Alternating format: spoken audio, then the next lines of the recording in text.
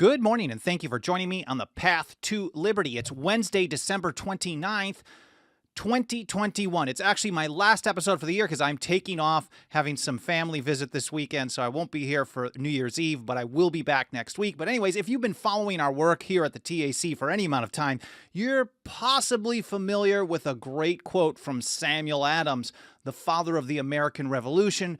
The truth is, all might be free if they valued freedom and defended it as they ought. And in recent years, we've really taken this one to heart. It represents some of the most important foundational principles behind our work. And so on this episode, I actually want to do a little bit of a deeper dive into the essay where that quote comes from.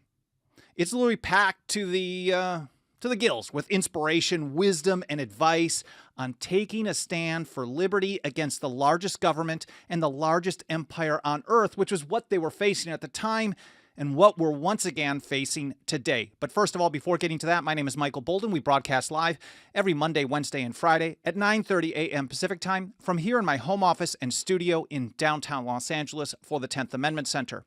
Our show homepage has everything you need to follow us. You can find all the archives of the show for 3.5 years. On individual episodes, I publish a blog post with each individual episode about 1 to 2 hours after the live broadcast is done. And there you're going to find all the links that I'm mentioning. So today I'm talking about some source documents. I've got some things from John Dickinson, Samuel Adams, and a few others, and you can read those in context on your own time so you can learn much, much more because I'm just scratching the surface in these episodes. There's a lot of important information.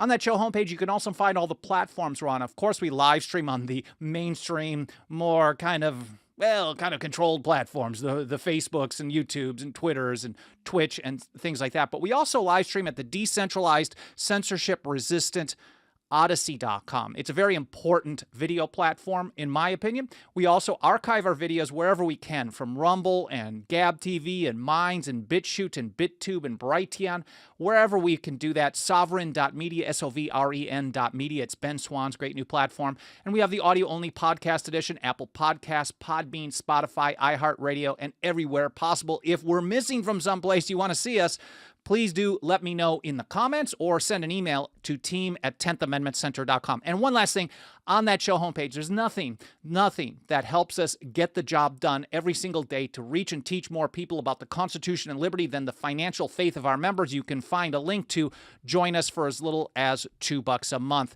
And I just want to give people another minute or two to get notifications, especially on these mainstream platforms, to be able to join us in the live show. Sometimes they're a little slow. They're not as great as they tell us they are. So I want to say hi to everyone out in the live chat. There's Tim Martin over on YouTube and Haji1954, Cheriton Farmer, Clay Kent, Israel, Dave Simmons, Moonshine for you. That's awesome. Screen name from the semi-free state of Florida. I don't think any of us are in. When I've been asked which state is the best, I say they're all ranked number 50. They're just different versions of tyranny. And I've done episodes talking about this. Just a quick side note. Who are a free people? The founders and old revolutionaries explored that. And they aren't free just because government is letting you do something. But when government has the power to violate your rights and they just aren't, you're just lucky. You're not free. So I don't think any of us are actually living in a free state. We're living under the largest empire in history. Things are going to be bad. In some areas, Florida is better than others, and vice versa. There's Philip Laurie, Ryan Lopez, my good buddy. Good to see you, man. Becky Nielsen, and everyone else. Thank you so much for being here. But let's dive right into this. I want to start out, of course, with Samuel Adams. That's the whole point. What we're doing here, we're talking about the father of the American Revolution. Oh, I'm on the wrong. I got to pull up the right screen here. Hold on a second. Here we go. And there's that quote again. The truth is, all might be free if they valued freedom and defended it as they ought. This is a 1-2 punch. You have to actually understand what freedom is. You have to care about it and value it. It's actually a 3-punch because you can't actually value something if you don't know what it is. And a lot of people are just totally ignorant of that. Of course, we can thank government-run schools who teach us that freedom means government is going to protect you from cradle to grave. So you have to understand and value freedom and then know how to defend it. Now, some people we find in this movement for the Constitution, for liberty, or for one, for both, they're very good at educating people about the problems we face. But very few people actually have that last part. Defend it as they ought. And the more that I see this great quote from the father of the American Revolution, I think the more it sums up our work perfectly here at the TAC. And in fact, we've pushed this out repeatedly, telling this to people. For example, this past summer, June of 2021, I highlighted it in a post celebrating our 15-year anniversary. We're rolling into 16 pretty soon. And here's how I put it in the article. I wanted to share with you some thoughts as we kick off our 16th year. Using the words of the founders and old revolutionaries, I hope this will give you some insight on what we do and what we work to accomplish and how we approach things strategically. And we start out, the first quote that I put in that article was that very one from Samuel Adams. He wrote it in an essay which was signed as Candidus in the Boston Gazette. The Boston Gazette was really the publication organ, the mouthpiece, we'll call it, of the Sons of Liberty, and that was published October 14th, 1771. And I continue with this. If people understand and want freedom, they're not going to have it if they don't know how to protect and defend it, and vice versa. So if you know how to protect it, but you don't know what you're protecting, you're going to fail. If you know what you want, but you don't know how to defend it, you're going to fail. So it takes quite a bit. So we take a two-phase approach in our work here. We work to educate people on what the proper role of the Constitution is, proper role of the government under the Constitution, and why it advances freedom to decentralize, and equally how to defend it, how to take action at a state, local, and individual level to actually advance that in concrete ways. But there's a lot more to that essay than just one quote. And here, this is an interesting part. He starts it out just railing on everybody. This is the first line. He said, "I believe that no people ever yet groaned under the heavy yoke of slavery, but when they deserved it." So he starts it out with, hey, if you're not free, look in the mirror. And I'll get to that quote in just a moment. He said, "This may be called a severe censure upon by far the greatest part of the nations of the world." So he's recognizing that almost the entirety of the earth was groaning under the heavy yoke of slavery, of tyranny, of despotism. And he's comfortable saying that everyone there is actually technically deserving it because they're not defending it. He says, however, they may be thought by some to deserve commiseration, so some sympathy for their situation.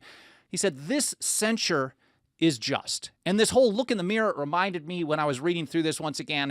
I've read it so many times, but as I was thinking about it, preparing for the show last night, I'm like, man, that is just like V for Vendetta. I've got a V for Vendetta poster here in my office. We got another one downstairs. And you may remember there was this scene where he hacked into the video system and everybody was able to see him on the telescreens everywhere. And V was saying cruelty and injustice, intolerance and oppression. This was after he was saying there's something terribly wrong in this country. You all know it. You're living in fear and you know it. We've got cruelty, injustice, intolerance, oppression, and where you once had the freedom to object, to think, and speak as you saw fit, you now have censors and systems of surveillance coercing your conformity and soliciting your submission. Wow, that does sound familiar to what we live under, doesn't it?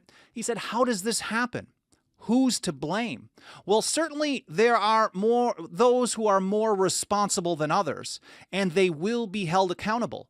But again, truth be told, if you're looking for the guilty, you need only look into a mirror. And some people will say, oh, that's some radical terrorist garbage. But this is the same message that Samuel Adams said. He's like, look, if you're facing tyranny and you're just trying to get by, you can't comply your way out of the empire. You can't end tyranny and despotism through compliance. If you're just standing there trying to just, get away with what you can, then you have to look in that mirror. We know who to blame. He said, here's again from Samuel Adams, is it possible that millions could be enslaved by a few? Millions enslaved by a few. If you think about that, millions enslaved by 1,000 or 100,000, whatever it may be, which is a notorious fact. Could this have happened, he said, if all possessed the independent spirit of Brutus? They often looked back to the Roman Empire for guidance, to things to learn from, of what to avoid.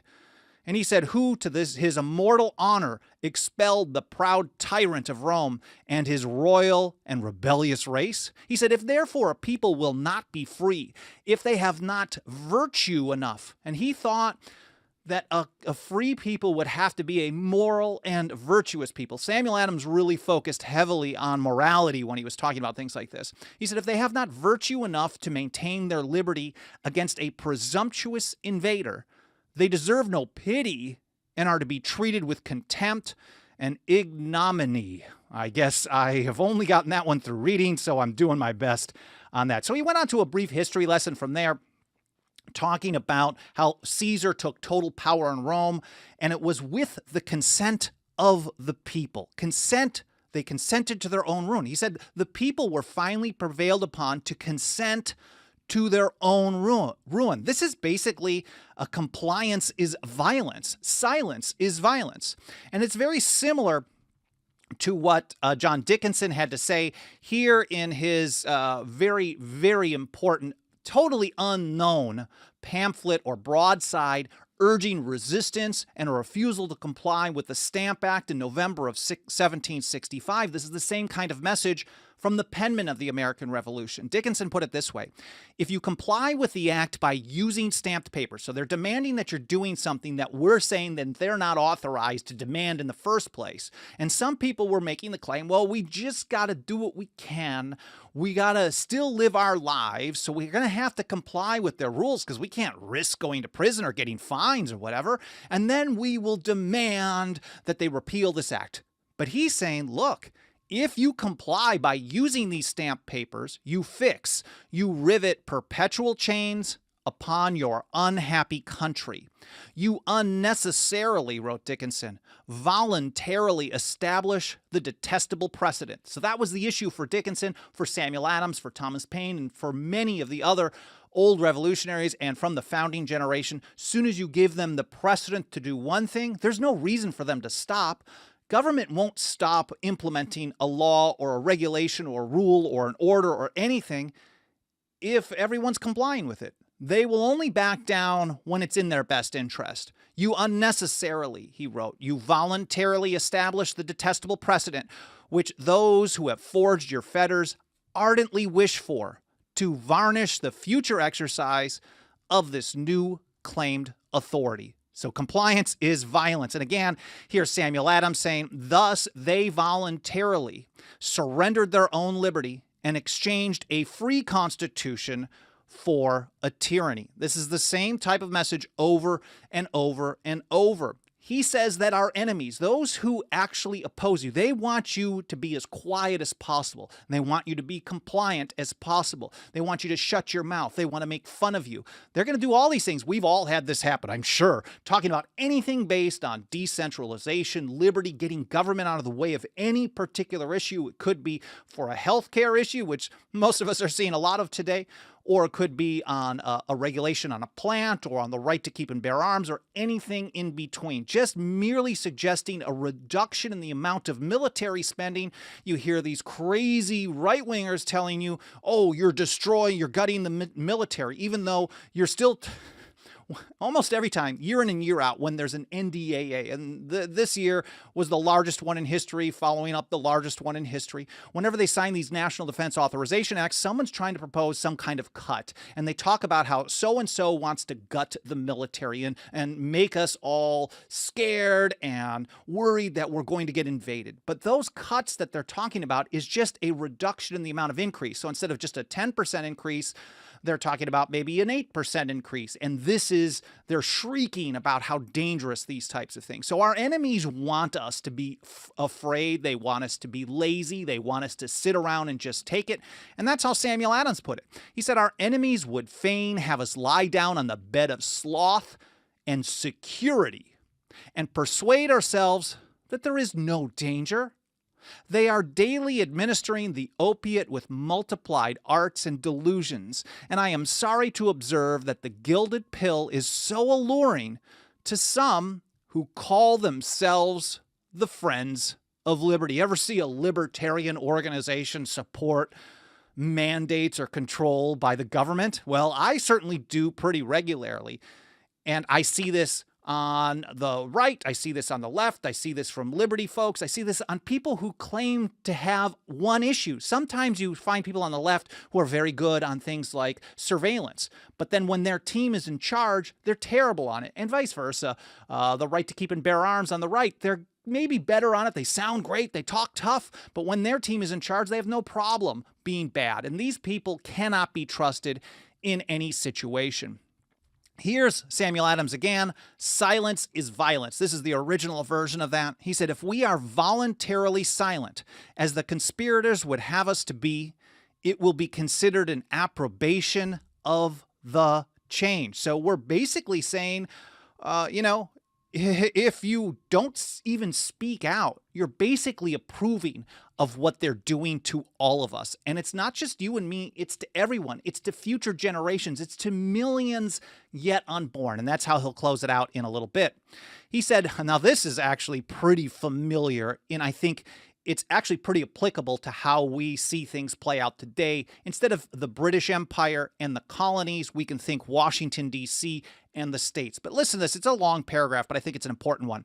He said, if a minister shall usurp the supreme and absolute government of America and set up his instructions as laws in the colonies, and their governors shall be so weak or so wicked as for the sake of keeping their places to be made the instruments in putting them in execution, who will presume to say that the people have not a right, or that it is not their indispensable duty to God and their country, by all rational means in their power, to resist them? Not to vote them out, not to beg them, not to protest, but to resist them.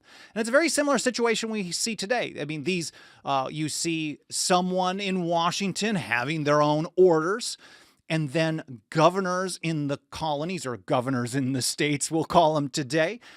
They're really kind of oversized counties is how they act. It's not a federal system. It's only in name. Fino. It's federal in name only, I guess.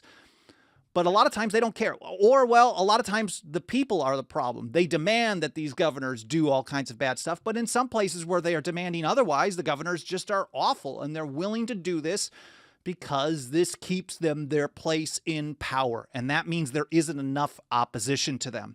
And then Samuel Adams went with this. The liberties of our country, the freedom of our civil constitution are worth defending against all hazards, and it is our duty to defend them against all attacks. This whole idea of just being quiet, sitting down and take it, for Samuel Adams, that was reprehensible. This is something you would scorn people for. Kick them out. We don't need you here.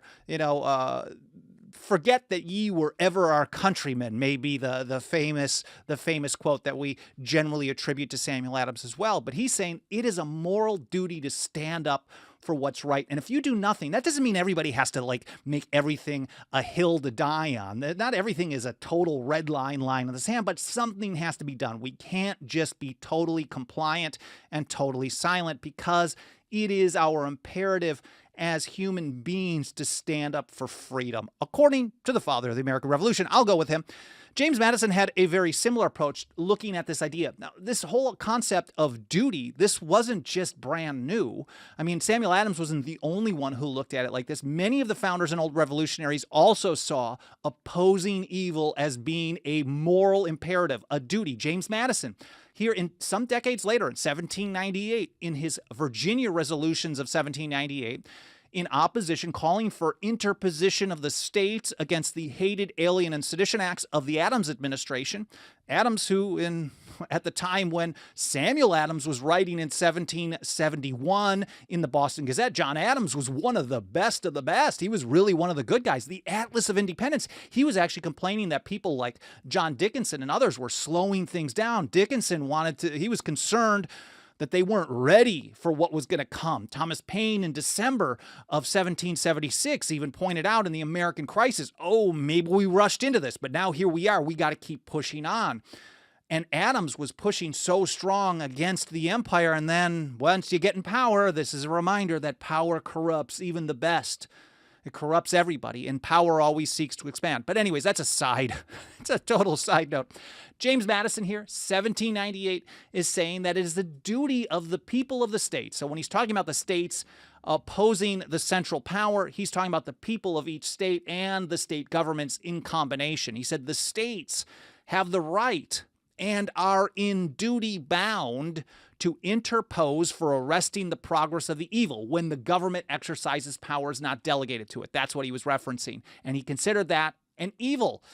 And for maintaining within, now he was a little bit more pragmatic. Not everything counted as evil that required an interposition, like Thomas Jefferson when he looked at a single step beyond the bounds of the Constitution as a limitless field of power. But anyways, you get the concept. It's still a duty to do something. It's not just a good idea.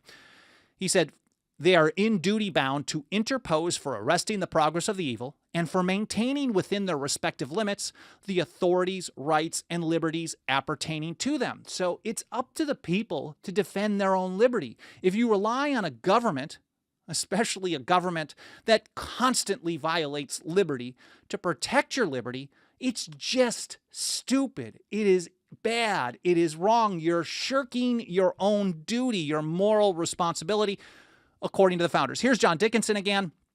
This was in his fourth Fabius letter arguing in favor of ratification of the Constitution. He was also the primary drafter of the Articles of Confederation, so that's kind of an interesting combination. But this is his fourth letter in 1788. He said, it is their duty, talking about the supreme sovereignty of the people. The founders recognized that sovereignty, final authority over what happens in a society, is not from government, it's not from an individual, it's not from a cabal of people on a court, but it's the people, and the people have the final say. So to Dickinson, he said, in order to maintain that sovereignty, he said, it is their duty, again, duty, their obligation, their duty to watch, and their right to take care that the Constitution be preserved. He didn't say it's their duty to make sure that they vote in people that are going to do a good job or maybe be less bad than the other people who are in there right now. He didn't say that. No, it is the duty of the people to take care that the Constitution is preserved. So when the Constitution isn't preserved, the people have failed their duty, period. He said, or in the Roman phrase, if we're going back to Rome once again, just like Samuel Adams did, on perilous occasions, quote, to provide that the republic receive no damage. It's unfortunate it has received a buttload of damage for decades and decades and decades. I made the case in an episode a few months ago, that things went off the rails for the Constitution in 1791. And I even during that episode argued with myself saying, well, it probably was 1789, just within months of the new government going into effect. Now let's wrap this up. Here is Samuel Adams closing out this very important essay written as Candidus in the Boston Gazette, October 14th, 1771. He recognized that there are some positive things that were happening. And of course, our enemies want us to be satisfied with that. And he said, instead of sitting down satisfied with the efforts we have already made, which is the wish of our enemies. Again, our enemies, the people who hate liberty, the people who want to see humanity controlled. They want you to stop before there is freedom. And the only way you're going to get freedom is if you keep pushing till the day you die, and then you pass the torch to the next generation. And that's what we have to do. That's what Samuel Adams is talking about here. So instead of sitting down satisfied with the efforts we have already made, which is the wish of our enemies, the necessity of the times more than ever calls for our utmost circumspection, deliberation, fortitude, and perseverance. Let us remember, he wrote, that if we suffer tamely a lawless attack upon our liberty, we encourage it and involve others in our doom. It is a very serious consideration which should deeply impress our minds that millions yet unborn may be the miserable sharers in the event. So we're punishing millions of unborn when we turn a blind eye to attacks on our liberty because we like the political result, we like the people that are doing it, because we're afraid, because we think it's insurmountable. But for us here at the TAC, we think that doing the right thing is not just a good idea. It is an absolute moral imperative. It's a duty, just like the founders and the old revolutionaries, like Samuel Adams, like Madison, like Dickinson, and many, many others, to stand up and do what's right. For us, that's the Constitution, every issue, every time, no exceptions, and no excuses. And I think the takeaway from this whole message here, and if you guys like this stuff, I will try to cover, there's not a lot. Like Jefferson, there's tons of stuff. Hamilton, Otis to some degree, especially in the early years. John Adams, there's tons of things to go through. But Samuel Adams wasn't the type that was just writing stuff for posterity. He was trying to motivate and spark a revolution for freedom. So he wasn't really thinking in that approach of like, well, how are they going to look back on me? There aren't as many documents, but if you're interested in this, I will cover more from Samuel Adams in the coming year. But I think the takeaway from this particular essay is that we have to make sure that people learn about freedom. We have to make sure that they value it. They understand why it's better. And then they know how to defend it. That's through resistance, opposition, if not with compliance. And this is no small task. We are facing what could be insurmountable in our lifetimes, but it's still our moral duty to set the foundation for future generations. So I think if we keep chipping away and pushing forward, because it's our duty to do so, and we never stop, we can eventually see in society freedom for real.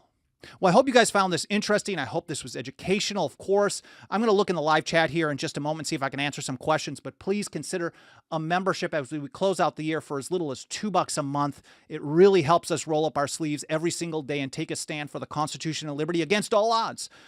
You know, this started out as a one-person blog just wanting to teach people that it doesn't matter who's in power, the Constitution always gets violated, and we've really grown into something that is starting to make a little bit of difference on various issues. You can learn about those things that we work on over in our annual State of the Nullification Movement report, 10thamendmentcenter.com/report. It's a 140 some odd page free download that explains all of our foundational principles, how we work to achieve them, and then how we're implementing them on a number of various issues today. Prohibition, the right to keep and bear arms, food freedom, health freedom, surveillance, the police state, asset forfeiture, all kinds of stuff. So 10thamendmentcenter.com/report. And of course, I'm skipping over the promotional thing, which is the membership program. We do need the financial support to continue expanding our reach and fighting against the largest empire in history. That's 10thamendmentcenter.com/members. Don't feel any obligation. We're going to continue doing that. But if you do have a couple of bucks a month, I'd very much appreciate that. Of course, you can also help us spread the word by taking some actions on these various mainstream platforms, like leaving a review on Apple Podcast or any other podcast platforms. You can smash the like button, leave comments, especially in the archive, share links, subscribe, notifications, all that stuff helps trigger those algorithms and tells them to show the program to more people. Let me take a look over in the chat and see if there's anything interesting. Freeman Pennington says, give the people bread and circuses and they will not rebel. But you can give a moral, virtuous people, according to Samuel Adams, bread and circuses, and they'll be like, this is just garbage. And we're not necessarily talking about rebellion. This isn't necessarily about war. This is about a firm opposition, a refusal to comply, because it doesn't get to that point of a full revolution in most situations. Well, this is going to take me into a whole nother side thought, but this is an important comment. John Adams to Hezekiah Niles in 1818 and many other times, he talked about how the American Revolution was not the war. The revolution was a change in the minds and hearts of the people, the way they viewed things in politics and the like, the way they looked at sovereignty, final authority, which we go all the way back to 1761 and James Otis's great speech against the writs of assistance, where he said an act against the Constitution is void. So the real American Revolution was that change in loving liberty. So we can have a revolution in thought, and then the government is powerless. When enough people say no, and enough states or local communities back those people up, there's not much the central government can do to force their so-called laws, regulations, or mandates down our throats. And we can take the same type of approach, well, a very similar approach. It takes resistance on a local level to deal with these nasty states. But most of the stuff that's bad on a state level is being funded through the theft of federal taxation and federal printing and inflation, that they hand out all this cash. And I've got like 10 different episodes here. Anyways, Ryan Lopez, we can chip away, but they are moving much faster than we are, hoping we can slow it down until I'm gone. I don't know. And I'm super cynical, and I think that's a very important point because a lot of people, I think, they only want to take a stand if they can win. And I think Ryan is on the right track here. He's recognizing that the government is growing. It's exploding in its size. And it doesn't matter if right or left is in power. It keeps expanding. They keep getting worse. They're terrible. This is an evil monstrosity. But we have to build the foundation because at some point, things that can't go on forever don't. They can't continue printing an economy. It just won't work. And there will be a collapse at some point. But if we don't build the foundation for how to advance freedom today, people won't have the tools to do anything. And out of those types of collapses is normally not an American revolution. It's normally something like a Mao or a Stalin or a Lenin. It's really, really nasty. And I agree with Ryan. They're absolutely growing the government and attacking our liberty faster than we're chipping away at it.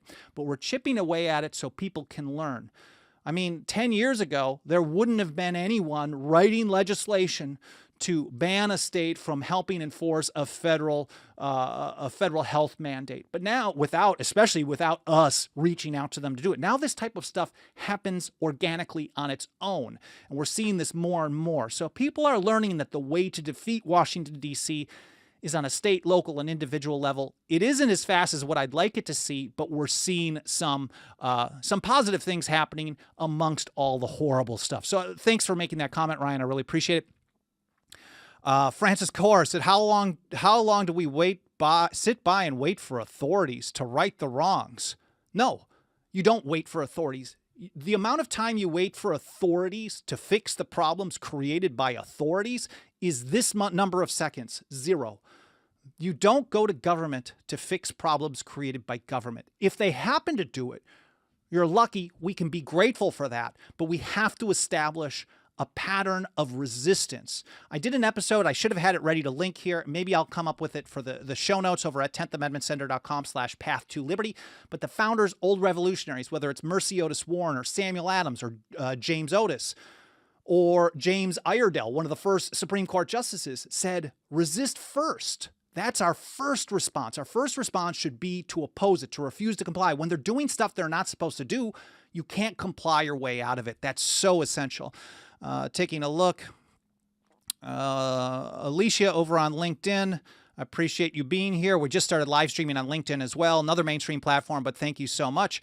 And I'm not sure if there's any other comments I can respond to right now, but I will read them a little bit more closely later on today. Again, please consider a membership, $2 a month and up over at 10thamendmentcenter.com/members. Reviews on Apple, likes, smashing, subscribing, all that stuff really, really helps us out a lot. And I hope you have a safe, happy, and healthy New Year's weekend. And I will be off again on Friday because I've got family visiting and I'm going to spend as much time with them as I can. My 2 nephews are coming out to visit for the first time in a couple of years, so I'm really excited about that. They'll be here tonight. I won't see them till early tomorrow morning, but I hope you have a wonderful weekend. I'll be back for my regular schedule next week. And thank you so much for watching The Path to Liberty.